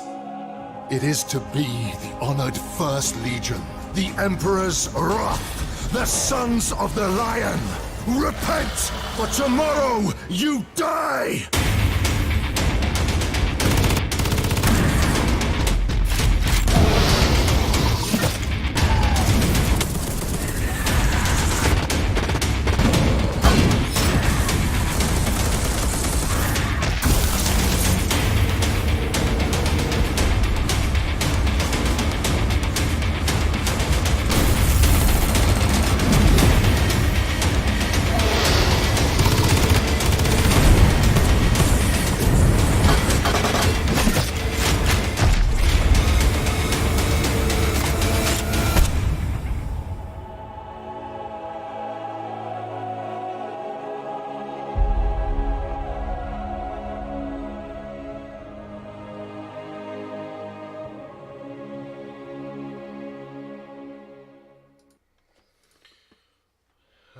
That was it. So this is what I meant when I said I wish the other game was like Warhammer. Space Marine. Fuck, what was it called? Yeah, Space Marine. Like this is what I wanted. So this is badass. This makes me happy as fuck. Yeah. So originally this game was like this, right? But it was missing a lot of the features that they now have basically added. Right. I definitely want to play it if anybody else wants to play, but they Oh, yeah. added like random missions, secret missions now. They added a lot of customization to the game. They optimized it like it was really shittily optimized before. It just looks really good. I don't want to talk too much about it because it's not a new release, but I just wanted to point out that it is the enhanced version. It looks really awesome. Like I love the style and the graphics, the first person flair to it. It looks really cool. So I'm really excited about that. That's some news that I was happy to see pop up when I was looking at stuff this week. So I'm gonna be playing it. What? My favorite part about that entire video was how bad the screen would lag, or I don't know if it was the video or if it was your stream, but how bad it was lagging every time they actually like blew something up. And there was any particles on the screen. It might have been. It could have been my stream. I don't know. But yeah, it happened every time there's particles on the screen, so I feel like it was the video. I guess it could have been. I should probably rewatch it and see, but I'm pretty excited for it. So I'm gonna be probably playing that this week as well. Technically it'll come out on our next podcast day because it's on the 22nd, but still, I'll probably end up playing it. Oh yeah, I'm down. So what does it cost? Plus, I already own it. I didn't pull it, but because it's not a new release, so I don't know. Somebody can maybe Google it really fast. Is it not on Steam? Yeah, it's on Steam. I got you. It's 40. Oh, 40 I brand guess it's new. not horrible. Yeah, I definitely was not worth 40 back when they originally launched it. But oh, for sure. The new stuff, it looks really good. So we'll see how it goes. Okay, yeah. So that was that. We got a big one, just like last time for PUBG, but this time we got a big PoE one we're going to talk about, right, Ian? Yeah. And also Tarnus, probably, because y'all are way more on the PoE than any of us. Are you going to be pulling up the trailer? Yeah, I'm going to pull this up and I'm going to keep it. Is this trailer a long trailer? I don't know. I didn't go over it. No, the trailer itself is only like a minute and a half, and then the other minute and a half is just Chris Wilson. The thing that I sent you is just them showing off the new skills shit. Okay, so if you just want to show that instead of showing our faces, which I'm sure people would be gracious about. We can definitely do that, but so I Too many just shiny heads. Should I play the trailer at least first, and then we talk about it? Yeah. Well, if or you do want just want to talk about it, and I'll just mute it. It's up to you. So I can talk about it. He doesn't really say too much more than what's already been said. Okay. Yeah, go ahead and talk about it. I'm going to start playing the trailer. So, he doesn't talk for the first, minute and a half. Whenever they start going back to the same footage of when he starts to discuss it. Basically what it is it's called Incursion League. And it'll be about the 1st, I think. The 1st? Sounds right. Sounds accurate. Everything comes out. I linked just the trailer in. What? I just linked. Yeah, that's linked in the document. That's the trailer / developer shit. But so the trailer itself, like I said, it's a minute and a half. Basically, they're just running through this new addition to the league, which is called an incursion. Basically, there are these rooms where you go back to the past to fight architects. It's weird. So they have mobs in them that you fight and kill and blah blah blah. And then there's a architect that spawns in that room that you can basically kill to either upgrade or to unlock a path for another room, so that you can eventually unlock the temple for the future. It's one of two architects. Each room is going to have an architect. One way you can upgrade. The other you can change what the room is. Yeah. You can only kill one at a time. That's confirmed. Even if you kill them at the exact same time, I guess it just RNGs it. It's really hard to tell. Don't risk it. But Chris Wilson said that you can only kill one at a time in the frequently asked questions part of this shit. Yeah. And there was a lot. Basically, you have a choice of which way. Yeah. Also, there's an effect that's shown in the trailer where whenever they're inside the incursion, there's a really shitty motion blur. in the trailer, it's amplified. It's not that bad, but you can also just turn it off by turning off post-processing in general. So that's good to know that it's not going to absolutely rape your eyes every time. So that's good. Also, there is only a max of 11 of the incursions that you can do before you have to actually like do the temple in the present time. Past present is really hard to discuss, huh? So everything you're doing is in the past until you have to do the temple itself in the present. There's new items to do with it. There's new upgrades that you can get, like specific to this sort of realm. Some of them that have been shown have been like regen, ES regen. There's a elemental piercing that was shown already. Just a bunch of really cool ones. There's a percent health on a non-shaped, like non-elder items.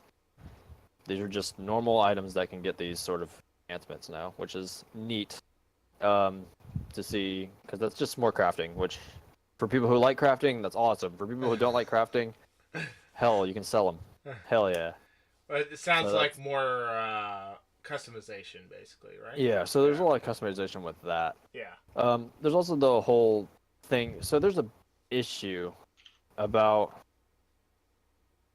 I already said that, you fuck. You can't.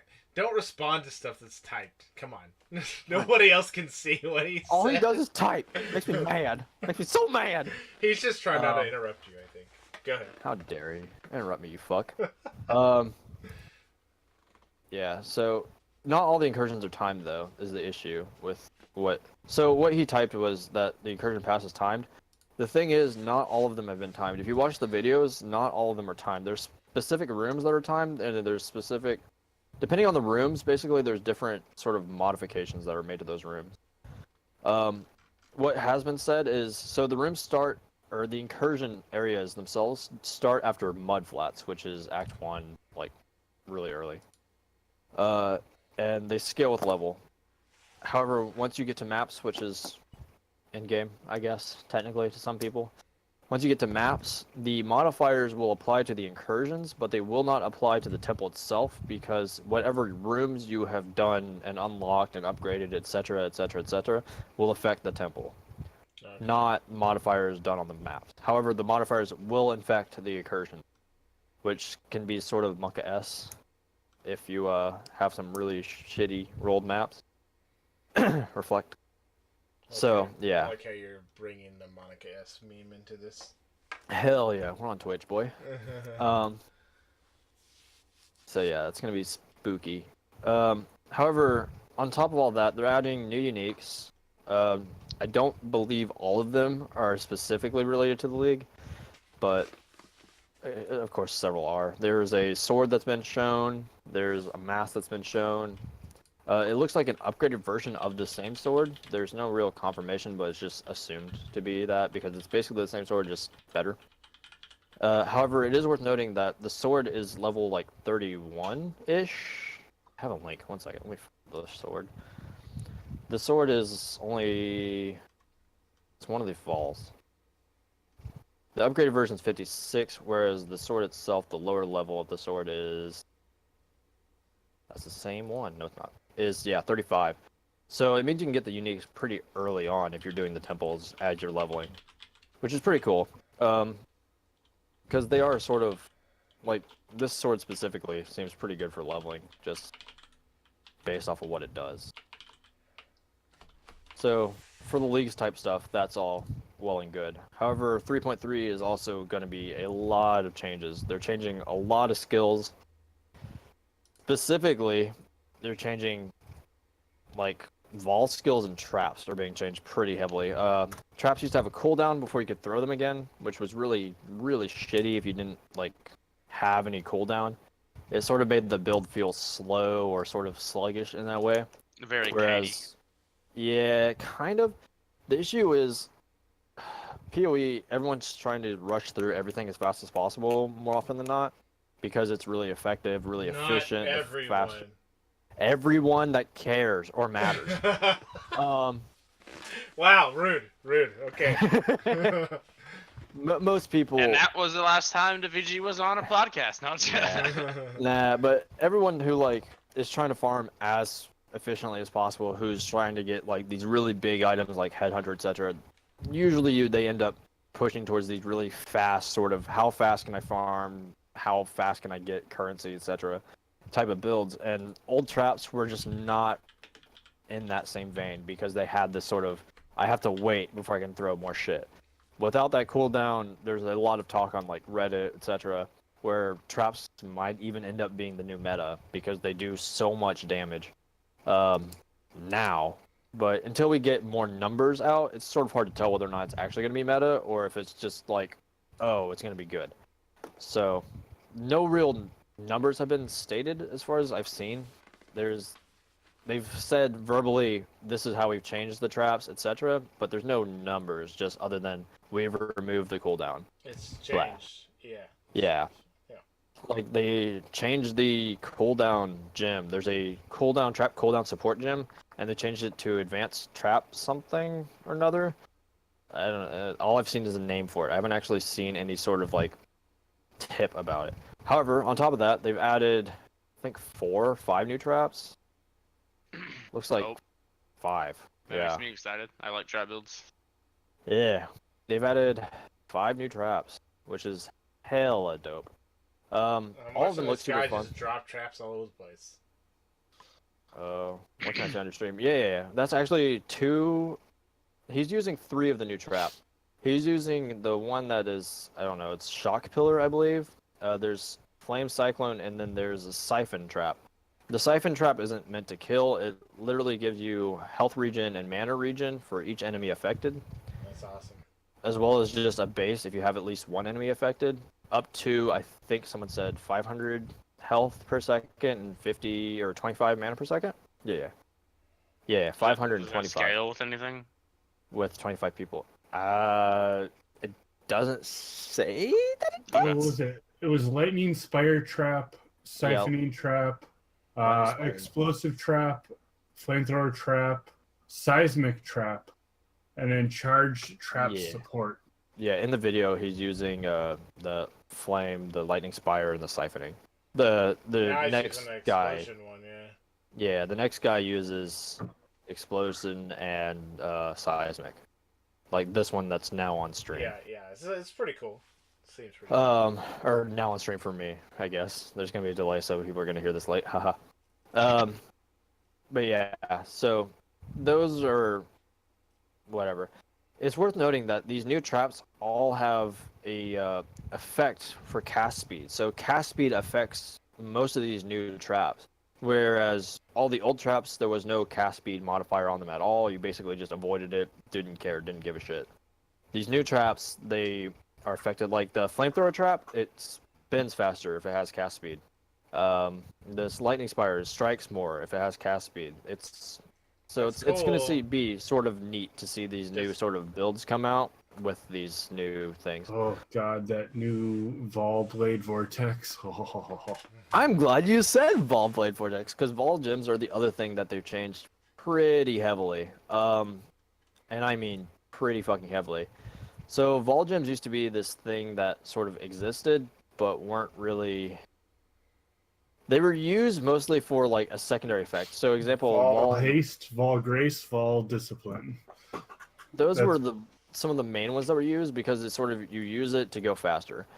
However, there's also sort of these niche cases like Vol Reeve, where you'd use it to get 8 stacks on your Reeve, and then it existed, and that was kind of a thing that happened. However, now Vol skills also give you a regular skill as well, without having to like add a new slot. So example, if you use Vol Reeve, you put your Vol Reeve in your 6th link that everyone has because everyone's a pro chess piece. And then you don't have to get another Reeve. You don't have to get another 6th link. You have Vol Reeve and Reeve on your skill bar now just for having Vol Reeve in your chest, which is really good because it means you don't have to like sort of try to optimize around 2 different gem links. You can just optimize the one and have it work. Gotcha. So that's really good. Now you also got to keep in mind they're only allowing one Vol version of each kind now. So if you run a dual Vol Discipline, you're actually not helping yourself at all. from what I've heard, because I think they're trying to go after Ileli or something like that, and a few other of these huge ES builds. Those don't exist.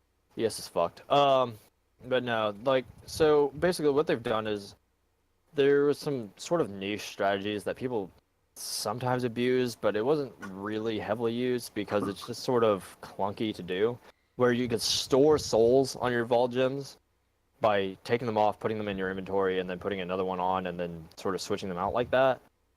They've gotten rid of that sort of ability to do because they're stored per skill rather than per gem. So you can't copy it and then like have 4 Vol lightning traps instead of the 2 that you normally have, which is whatever. It doesn't really change too much because, like I said, it was sort of a niche thing that people didn't really do too heavily anyway. On top of that, you don't really need to do it so much anyway because they don't have a higher soul cost anymore. So after Act 5, after you kill Kitava Act 5, and after you kill him again at the end of Act 10, whenever you get your resistance shit, there's a other effect that comes with those that most people just sort of don't pay attention to, which is the fact that it increased the amount of souls that Vol skills cost. However, they've removed that completely, which means that you're just going to start like spamming out Vol skills. I'm pretty sure. It's going to be pretty crazy because with the lesser soul cost, you're probably going to be able to charge more because I think that it even allows you. Yeah. So you can have like 4 charges, 3 or 4 charges of a Vol skill now, as opposed to the max of what was pretty much 2 due to the souls. So that's pretty cool. We're going to see things like lightning, like whatever the fuck that is, Vol lightning strike actually being used with the Vol or lightning strike builds, which is cool and neat. However, the biggest thing I think for people who are doing like lab and bossing type shit is the fact that unique and rare enemies now also grant skills or souls to Vol skills as they lose life. So this has always been sort of, one of my friends does nothing but Uber Lab, nothing but. He just sort of enjoys it. He enjoys getting brain dead and killing himself doing that. However, his biggest issue is he never is able to use skills like Vol Grace, etc. to sort of help him counteract some of the damage that's coming out of the boss. Now he'll be able to use Vol Grace to dodge some of those abilities because he'll be getting souls from killing Azaro, which is good for him. But, not going to get too many. There's no number on to how many souls you gain per HP or anything like that. These are all sort of... This is a thing now. With the Elders and the Shapers and all that. Yeah, it'll help with Elders and Shapers. However, the Shaper, you normally got him back anyway from the between stages, but it will help minorly. The biggest boss that I see it really helping with will probably be like Uber Ziri, and then like Uber Elder is definitely going to be a big one. But yeah, it's going to be really good for bossing type shit, especially if you rely on that Vol damage.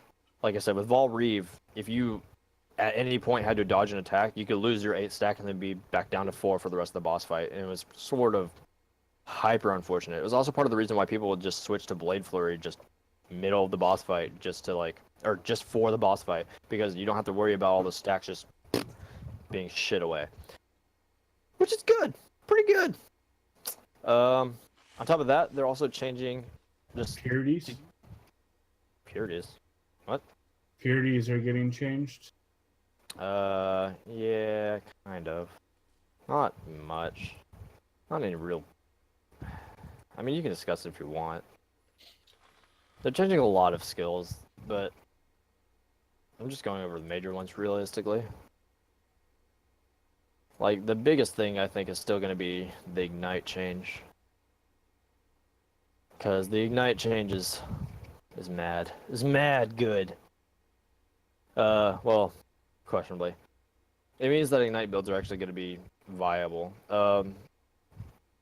In one of the videos that Ziggy D made, where he was at Gigi doing one of the incursions in the temple, he was also allowed to play with all the new ignites and all of the new skills in general. And he said that while he was there, Chris Wilson, which is the lead developer, etc., told him that they had this weird sort of fucky build that they had made, which was one of the fastest Uber Elder killer using Burning Arrow. Which is to say that Ignite isn't completely dead anymore, thank God. So they added a bunch of support gems, etc., with Ignite now, which is super good. Let me see if I can find the link for that. Should be right here. So, they changed to Ignite completely. Took away the name Chance to Ignite. It is now called Combustion Support. Enemies ignited by support skills lose up to 19% fire resistance, which is good. Good. At gem level 20, it has 29% more fire damage and 49% chance to ignite. As well as that minus fire resistance, whatever. The biggest change to this is before Chance to Ignite was really good for builds that were just doing Ignite. A lot of reasons why Ignite sort of got weakened is because it was either you went for the Ignite or you went for the fire damage attack on hit. This gem realistically works for both because you gain that fire resistance being destroyed, which helps the Ignite, helps the fire hit. And then you also have the 29% more fire damage, which means you're just doing more damage with your hit as well as with your Ignite. And there's a lot of this just throughout. Like, some of the passes were changed where, like, Holy Fire, it used to just be burning damage. Now it has 20% more fire damage and a 15% chance to ignite. The Breath of Flame now has 20% increased fire damage, 20% increased ignite duration, 20% increased burning damage. And there's just a lot of this sort of stuff happening all in that sort of Elementalist area. Or not Elementalist, Witch and Templar area with all these burning damage nodes where they're gaining these ignites, etc. And 100% chance to ignite is not anything that anyone's going to be like, oh man, this is hard to get, darn. It's going to be like, oh, I have this node and then I have this support gem. We're set. Let's go, boys. Because I think the combustion support has 49%, and then if you get Holy Fire, you have 15% chance to ignite. If you're using something like Aura's Flicker, you have higher chance to ignite. So there's just a lot of things with that. Yeah, sounds cool. Sounds like Ignite is something they want you to start using again. Yeah, after they nerfed it originally, there was pretty much no one really using it. And it was because at first they had nerfed the radius of Elemental Prolif, which was one of the biggest things with it, where it would spread all this fire everywhere, etc. They nerfed the AoE of that. And everyone was like, well, darn, dag nabbit, that really sucks. But it still did damage, so people were still using it. And then they nerfed the damage, and then people were like, well, fuck, now what do we do? And then there was really nothing you could do. There was just no real supports that were working for it. There was no real... It was sort of like Ignites were there to proc other things, and that's about it. There was no real, I'm going to build for Ignite. Because there's no items that really build around it. Like, for Poison, they added a fuckload of unique items, like Wasp Nest and Dendrobate, to, like, sort of make up for all the changes and nerfs they had done to it. And now it's usable. Kind of. It's usable. It's not the best. It's not anywhere near where it was before when double dipping was a thing, but it's usable. Ignite's being brought back to a point where it's usable, and again, I haven't played with this yet, so it's hard to tell. Like, the numbers look really good.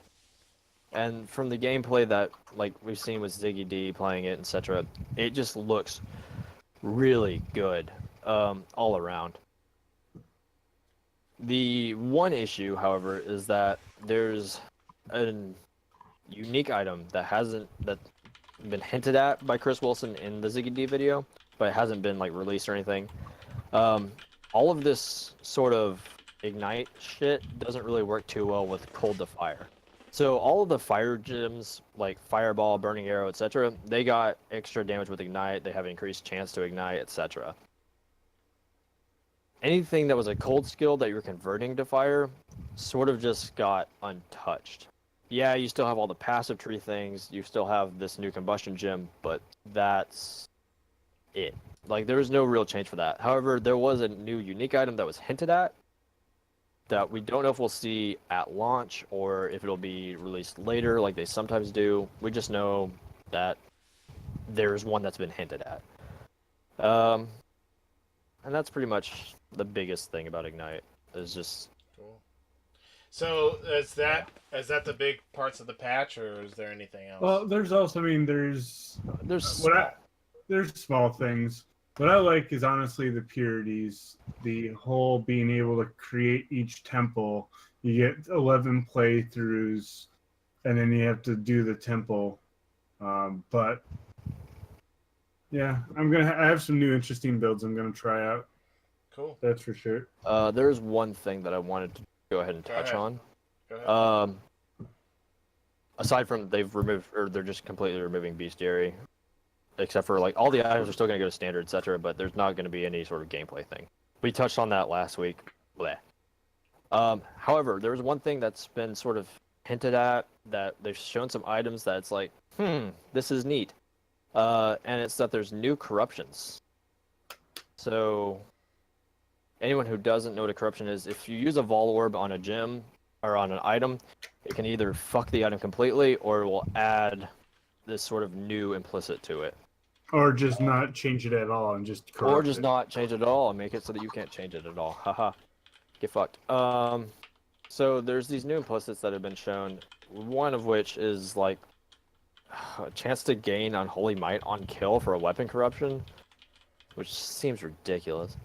A ring corruption where bleeding cannot be inflicted on you has been shown. There's been the belt corruption. They showed this belt, this new belt that has a triple for whatever your implicit is on the belt. It is localized to the belt. They've specifically stated that. However, the belt itself is corrupted to have % increased max life, which hasn't been an implicit on any belt, and it's a heavy belt which normally has just strength on it. So they're hinting at the fact that there's these new corruptions. They have also hinted at the fact that there might even be double corruptions, or maybe it's sort of hybrid corruption. It's really hard to tell. However, there's one item that they've hinted at that grants level 23 Purity of Fire, but it also has 21%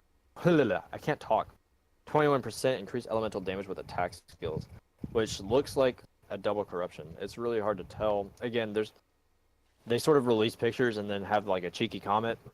There's no real, hey, this is a thing, until they release the final patch notes, which won't come out until the very last week of May, basically. So yeah, so all of we this, can obviously check then too, and yeah, we'll check confirm then. stuff. Just confirm, touch on it. But realistically, I just want to go ahead and touch on that because corruption's typically the end game after you have all your items and you can afford to corrupt without like risking losing it all by corrupting. So that's pretty cool to see that there's these new sort of avenues. And for all I know, this could be just a part of the league, like these corruptions. Who knows? Yeah, I got you. Until it comes out, obviously. But yeah, until there's something stated about it, because it wasn't mentioned in the FAQ whether or not that was a part of the league. But what was mentioned once is you can't get triple endurance charges on that belt. So sorry. Cool. Well, it sounds like it's a big patch. So it's yeah. And it doesn't come out till the 1st though, right? So we got. Yeah, it doesn't come out to the 1st. However, like I said, they typically release all of the information, like for sure release all of the information the week before, so people can start sort of settling on their builds, sort of figuring out what they want to do, etc. Almost every league. Yeah, I gotcha. Cool. My throat hurts. Well, so that's a big patch coming out soon. We may touch on it again in a couple weeks too when it's closer. So, for certain, two like small other minor things I wanted to touch on real quick. Well, Jiggly wanted to touch on one, and they just talked about this today, but it's still technically legit gaming news that we're excited about. You want to talk about it? I'm excited about it too, actually, for the Stream Deck. Oh man, yeah. So Stream Deck for those who have one, and those who don't or are interested in them, actually just released a firmware update today that allows you to have GIFs on your fucking Stream Deck. Yeah, it's kind of neat. I mean, So you can have it's GIFs gonna now. be, it's just gonna be like all memes. That's what mine's gonna be. It's just gonna be a meme sound. It'll be like, what does this button do? I don't remember. Oh yeah, for sure. I mean, it's just kind of cool for them to do that. Yeah, that's. I read it. Yeah. I read the patch notes literally No, right it's before we cool. started streaming, and I was like, "Fuck yeah!" Mine popped up in the stream to do the patch, and I was like, not right now, not right now. Not right now. I'm busy. The one thing I got too is the Steam app on phones is getting updated on the 21st, and they're making it like their Steam machines where you can stream any game as long as you're on Wi-Fi from your computer to your phone. Pretty neat mobile platform for all your PC games. It's not like you haven't really been able to do it before, but it makes it more, or it makes it easier to do. So I can play Elite Dangerous on my phone now? I mean, I wouldn't, but there are games I would play on my phone, like BattleTech, for instance, since it's a turn-based tactical, easy game. That'd to be play a on my decent phone. one. But I wonder like, if I can do Civ 5 easily, yeah. yeah, you'd have to see, like, but also, I mean, do it on your tablet as well, So Ooh. the tablet might be a little better option than the phone, but at the same time, that's pretty exciting. So I can stream to my phone and actually like play something straight off my phone from my computer.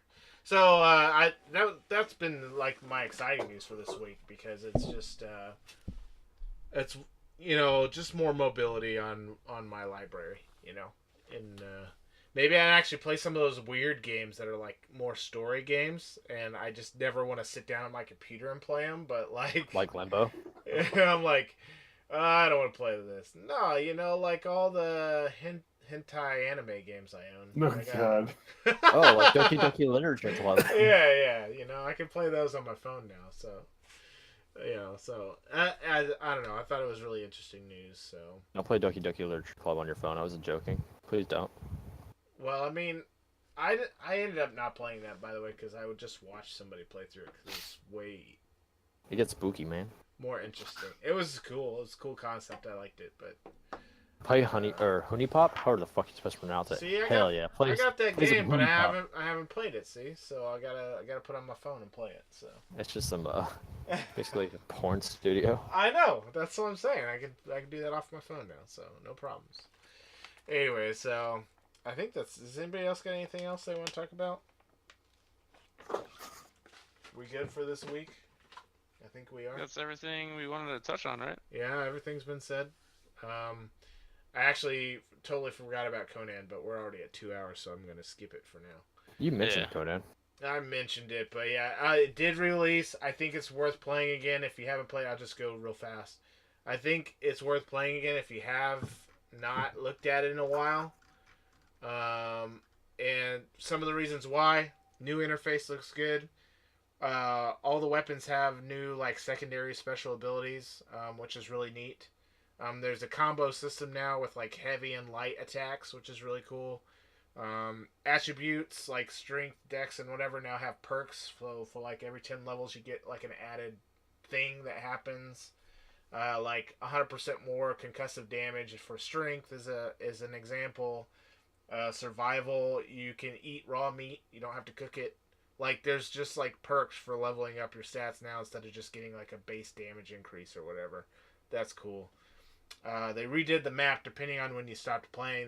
They doubled the playable area of the map. There's now a swamp area. Besides the desert, there's now a swamp area, mountains, like a great forge that everyone needs access to craft like the best weapons in the game. So provides more PvP options there. They rebalanced all the mobs. They added climbing. That was kind of early, but you may have missed that if you hadn't played recently. And then they added a new mechanic called the Purge, which helps with large clan versus small clan, because the Purge is based off of individual people or clans. If you're in a clan, the Purge meter fills based off the clan. So if you're in a large clan, the Purge happens more often.